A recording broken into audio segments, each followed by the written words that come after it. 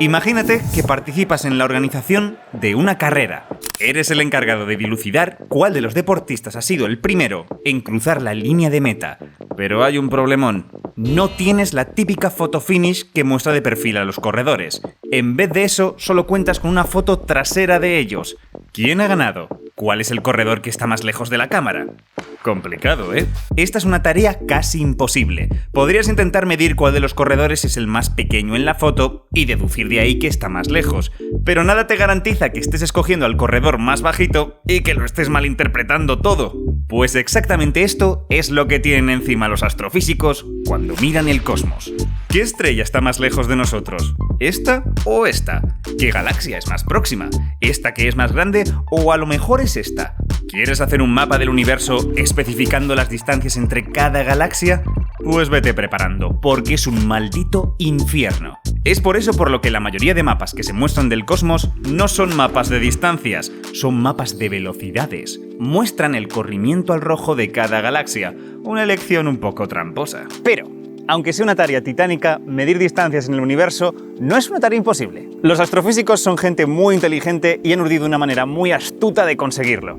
Hoy vamos a explicarlo. Pero antes de nada, este vídeo ha sido posible gracias a la nueva colección de National Geographic, el Atlas del Cosmos. Os contaré más cosas al final del vídeo, que estamos en el Instituto de Física Teórica y vamos a ir a preguntarle a la persona que le debo todo lo que sé sobre cosmología. Juan es investigador, miembro del Instituto de Física Teórica, es catedrático de Física Teórica en la Universidad Autónoma de Madrid y también es miembro de un montón de colaboraciones científicas como DES, DESI, Euclid, LSST, LISA, ET... Vamos, que es un tío súper top, está metido en un montón de cosas. Vamos a ver qué nos cuenta.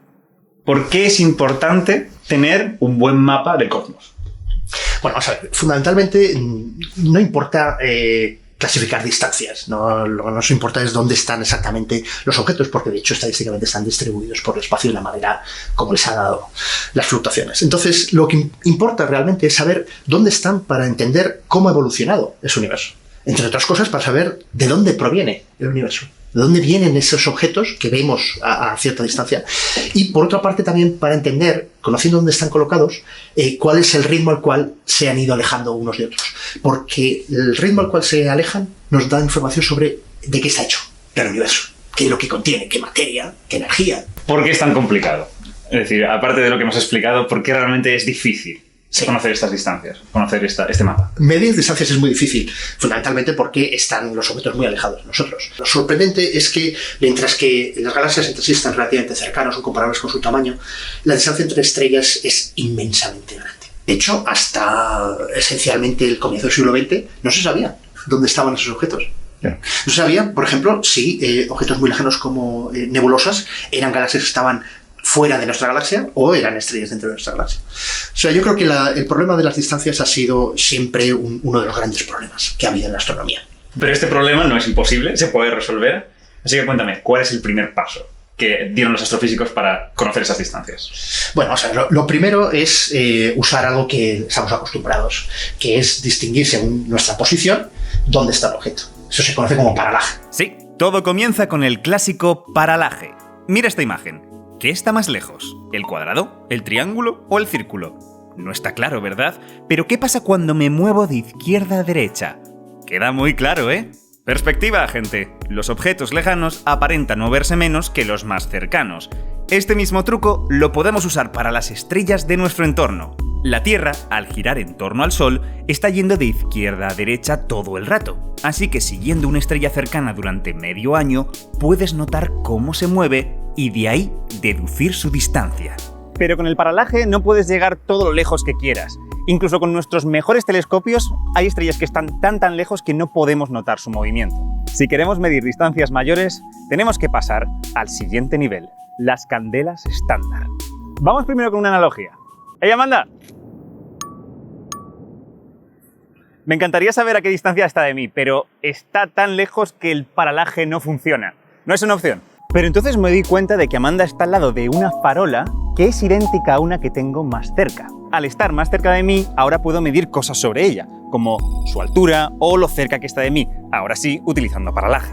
Aquí viene lo bueno. Como sé que las dos farolas tienen la misma altura y como sé que la farola, si se aleja de mí, se va a hacer más pequeñita, lo único que tengo que hacer es extrapolar lo que estoy midiendo cerca. Si una de estas farolas está a no sé cuántos metros de distancia y es no sé cuántos metros de alta, si la desplazo hasta que tenga el tamaño de la que está al lado de Amanda, ¿cuán lejos estará? ¡Bum! Regla de 3 y tenemos la distancia. Al conocer muy bien una farola y saber que se repite en otros lugares del espacio, nos ha servido como una vara de medir, un objeto estándar con el que comparar. Estos objetos son la clave para medir distancias en las profundidades del espacio. Ahora, hasta la fecha, lo más habitual no es estar utilizando el tamaño de astros como referencia, al menos en lo que hacer mapas concierne. Es mucho más sencillo medir cuánto brillan. Al igual que una cosa es más pequeña cuanto más lejos esté de ti, una luz es menos brillante cuanto mayor sea su distancia. Así que podemos hacer la misma jugada que con la farola. Recibo la luz de un fenómeno que está a una distancia que yo conozco. Si ese fenómeno se vuelve a repetir de manera idéntica en otro lugar del espacio, puedo extrapolar dónde se encuentra simplemente comparando los brillos. Dicho de otra manera, estoy cogiendo como vara de medir un fenómeno del que sé exactamente la cantidad de fotones que está emitiendo. Contando cuántos me llegan y comparándolo con la fuente, puedo averiguar dónde se encuentra, tal y como hablamos en otro vídeo. Estas supuestas luces de referencia son las llamadas candelas estándar. Esto es un objeto que tiene que cumplir esencialmente 3 propiedades. Primero, que tenga un patrón bien definido.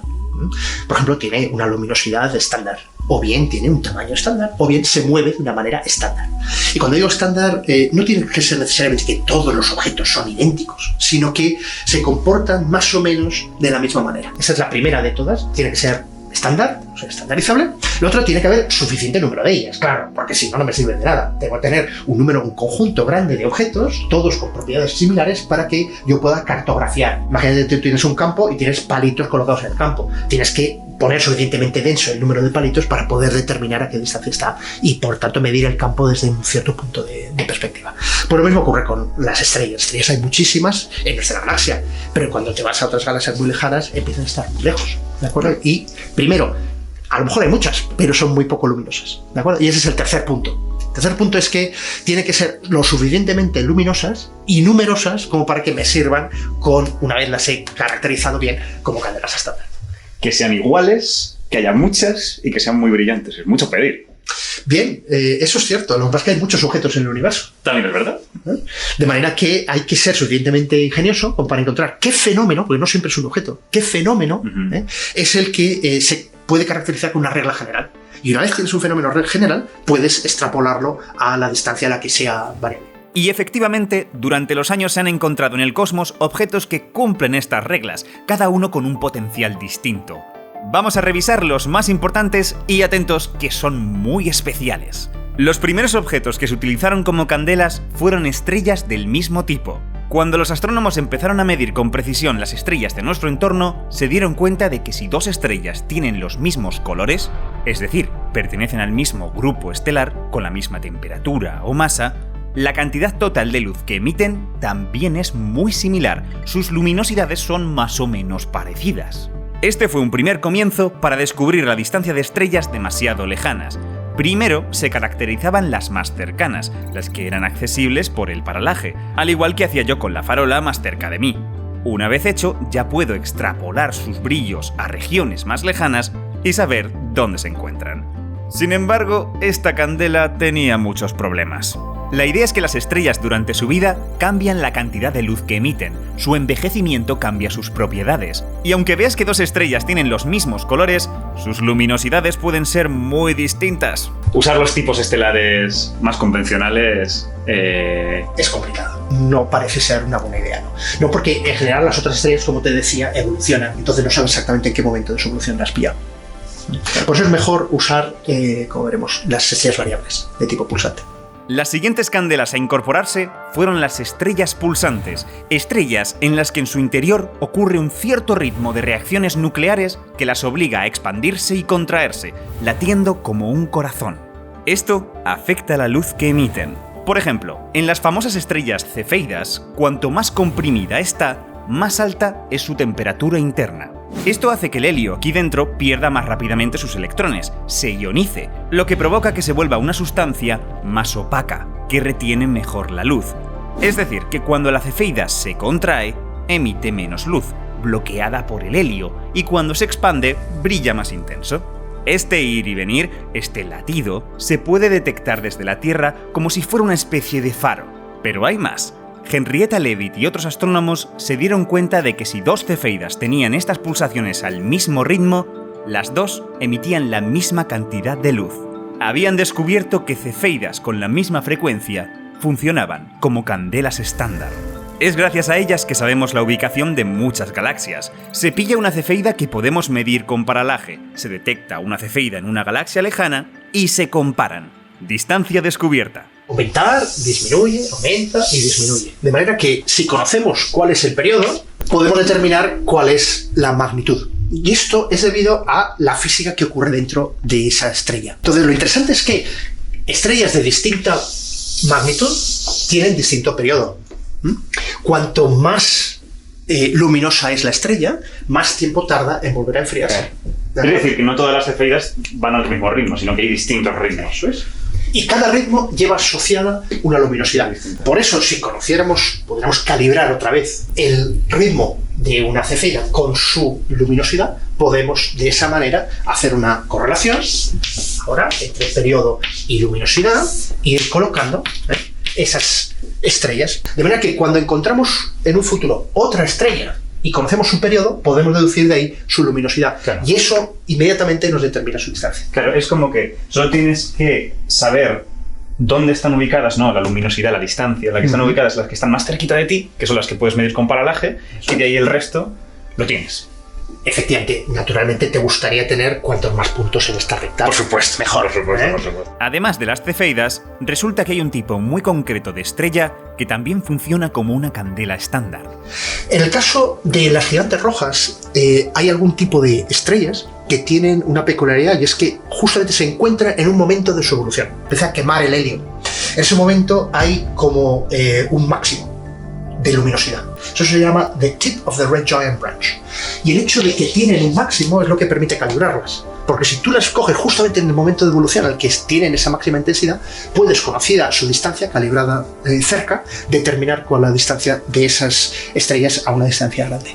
Es parecido a las cefeidas, pero no usa su periodo, sino solamente el saber que está justamente en ese momento. Estás como apropiándote del hecho de que las estrellas tienen como un límite superior de lo mucho que pueden brillar, ¿no? Eso es. Y pillas justo esas estrellas de ese límite superior para utilizarlas como candelas estándar. Eso es. Interesante. Y sin embargo, con las cefeidas, las gigantes y otras estrellas, no es suficiente. El problema está en que la luz de estas estrellas es relativamente débil. Las pulsaciones de estos cuerpos se vuelven muy tenues cuando las distancias son demasiado grandes. Allí es necesario un estallido de luz muchísimo más fuerte para poder hacer el truco. Es aquí donde entran las supernovas. Supongo que en el imaginario colectivo la supernova es como el evento más brillante del universo, así que ¿una supernova puede ser una buena candela estándar? Es una buena pregunta. Efectivamente, las supernovas son muy luminosas. Y hay suficientes de ellas. Por ejemplo, las supernovas de tipo 2, las que estamos todos acostumbrados, una gran estrella muy masiva que llega, se hace inestable y de repente explota. Es la típica supernova a la que estamos acostumbrados. Eso, pues, en cada galaxia, una vez al siglo, hay una supernova. Ahora, hay del orden de 3 o 4 tipos distintos, y se clasifican, por ejemplo, tipo 1A, tipo 1B, tipo 2, tipo 2C, etc. Hay distintas clasificaciones. Unas son muy luminosas, de tipo 2 son muy luminosas. Sin embargo, no es fácil estandarizarlas. La primera condición para usar candela estándar no se satisface. Es decir, es muy brillante, es cierto, hay muchas de ellas, es verdad, las hay cerca, las hay lejos, pero sin embargo no tienen un patrón común. Entonces, hay un tipo muy especial de supernovas, que son las supernovas de tipo 1A. Las supernovas de tipo 1A son muy especiales. No se producen por la explosión de estrellas enormes, sino por una combinación de circunstancias muy rara. Ocurren en un sistema binario de una estrella masiva con una enana blanca. Las enanas blancas son el corazón de estrellas antiguas, que liberaron en su muerte sus capas externas, dejando su núcleo de puro carbono u oxígeno expuesto al espacio. Las enanas blancas no tienen ni la masa ni la temperatura suficientes como para seguir con sus reacciones nucleares, por lo que son como cadáveres, inertes, perdiendo calor en forma de radiación. Pero claro, si por inesperadas coincidencias una de estas enanas nació con una estrella compañera aún activa, es probable que con el tiempo la enana vaya trayendo su plasma, aumentando así poco a poco su masa y su temperatura.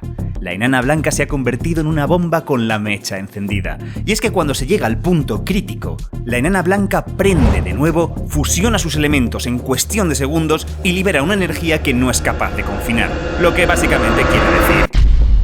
Así es como suceden las supernovas de tipo 1A. En esa explosión, como todas provienen de la misma masa, y todas más o menos han surgido por el mismo mecanismo de absorción de masa de una compañía, todas van a tener una luminosidad similar. O al menos será posible calibrarlos. Aunque las supernovas de tipo 1A sean brillantes y maravillosas, tienen un inconveniente. Son fenómenos no muy frecuentes, muchísimo menos que las cefeidas. Mientras que cefeidas hay a patadas, uno solo puede esperar una supernova de tipo 1A por galaxia cada 1000 años. Por fortuna, el universo es colosalmente grande, así que si te pasas el suficiente tiempo esperando, podrás ver tu cielo iluminado por estas explosiones. Pero hay otro problema. Si estas supernovas son tan escasas, ¿cómo sabemos la luminosidad que tienen? Es decir, sí, son candelas estándar y todo lo que quieras. Pero al igual que con los tipos de estrellas o con las cefeidas, utilizábamos el paralaje para averiguar dónde estaban algunos ejemplos, y de ahí extrapolar todos los casos, esto no se puede hacer con una supernova. Estos son fenómenos que suceden fuera de nuestra galaxia, así que no podemos usar el paralaje para comenzar la jugada. Es aquí donde entra la escalera. Vale, nada de paralaje. Pero en vez de eso, podemos usar las propias cefeidas. Es decir, si encuentro una galaxia en la que ocurra una de estas supernovas y en la que además haya cefeidas, puedo utilizarlas para que me chiven dónde está. Al igual que utilizaba el paralaje para hallar la cefeida y de ahí pa'lante, ahora utilizo la cefeida para hallar la supernova 1A y de ahí pa'lante. Esta es una simplificación de la famosa escalera cósmica de distancias. Usando el paralaje calibro la cefeida, usando la cefeida calibro la supernova 1A y de ahí ya puedo usar todas las supernovas de tipo 1A que quiera para hacer mi mapa. Una escalera que nos lleva a poder detectar los objetos más lejanos del cosmos. Bueno, espera, vamos a ver. En principio parece que llegamos muy lejos, pero con supernovas no llegamos hasta lo más lejano del cosmos. No, hay galaxias a Redshift 10 que con supernovas seríamos incapaces de detectarlas. Estamos hablando de miles de millones de años luz de distancia. No, ahí las supernovas no se distinguen individualmente. Para eso necesitamos ver objetos que toda la galaxia en sí, no una estrella ahora, toda la galaxia sea luminosa. Por ejemplo, un cuásar. En el caso del cuásar se ha propuesto como candela estándar una cierta emisión en rayos X y en ultravioleta del gas que cae al agujero negro en el interior de ese disco de acreción. Claro, porque aquí dentro tú tienes un campo magnético tan grande y tan alto, ¿no?, que las partículas se comportan básicamente como si estuvieran en un acelerador, ¿no? Efectivamente. Entonces, se parece más a un acelerador de partículas. Esa física... El motor, la clave es que el motor es siempre el mismo, un agujero negro. Claro. ¿De acuerdo? Y la materia que lo orbita está hecha, pues eso, fundamentalmente de electrones y protones.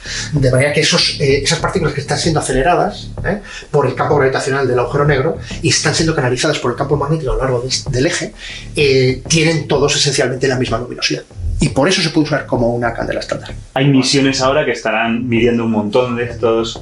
Efectivamente. Y viendo si hay alguna supernova de tipo 1 cerca, ¿no?, para una vez más añadir un peldaño más a la escalera y poder llegar a, pues, esencialmente eso, a las primeras galaxias. Aparte, naturalmente, de la luz que nos llega de estos objetos muy lejanos, lo que es fascinante es que se acaba de abrir una nueva ventana, gracias a la emisión y la detección de ondas gravitacionales. Si simultáneamente a la luz nos llega una onda gravitacional, podemos determinar no solamente cuál es la velocidad de la onda gravitacional, sino que también podemos determinar muy bien cuál es la distancia de luminosidad en ondas gravitacionales, no en luz, que emite esa fuente. Esto es algo fascinante. Entonces, esto se está usando, empezamos a usarlo ahora, con estos eventos que mide el LIGO, en ondas gravitacionales, cuando vemos la colisión de dos estrellas de neutrones. En ese caso podemos detectar directamente las ondas gravitacionales y la luz que proviene de la colisión, esas dos estrellas de neutrones, la famosa kilonova, y simultáneamente nos permite conocer cuál es la distancia y por tanto el ritmo de expansión del universo. Y eso es posible que dentro de unos pocos años resuelva por completo esta tensión que existe hoy en día entre la determinación del ritmo de expansión a partir del fondo de radiación o bien la determinación a partir de las cefeidas y las supernovas cercanas. Pero si queréis aprender más sobre cómo funciona el universo, os recomiendo mucho que le echéis un ojo a la nueva colección de National Geographic, el Atlas del Cosmos. La idea que han tenido es buena, es contarte la astrofísica y la cosmología a través de un mapa del cosmos. La idea es ir desde la Luna, los planetas, el sistema solar ir aumentando en escala hasta llegar a la evolución de las estrellas, la Vía Láctea, hasta llegar a hablar del universo en su totalidad. Está muy guay porque hace que identifiques qué capas tiene el cosmos y qué fenómenos ocurren dentro de ellas. Por ejemplo, en qué nivel está una supernova o cómo de grandes son los efectos de un agujero negro. De todos los libros, el que ha sido mi favorito es el de Marte, porque yo estoy especializado en una parte de la física que es la cosmología, es entender el universo a lo grande, pero en las cosas un poquito más pequeñitas me pierdo completamente. Soy nulo en física planetaria, por ejemplo. Así que saber más sobre su geología, qué misiones espaciales se han mandado, cómo es su clima, pues la verdad es que ha sido muy interesante. Además que está muy bien explicado. Los libros están llenos de imágenes e infografías que creo que ayudan un montón a entender los conceptos más abstractos. Y se nota que están escritos por investigadores o divulgadores bien top. Por ejemplo, Alex se ha encargado de este. Así que si os interesa la colección tenéis un link en la descripción o podéis acudir a vuestro kiosco más cercano. Y esto es todo, gente. Nos vemos muy pronto con un poquito más de ciencia. Y como siempre, muchas gracias por vernos.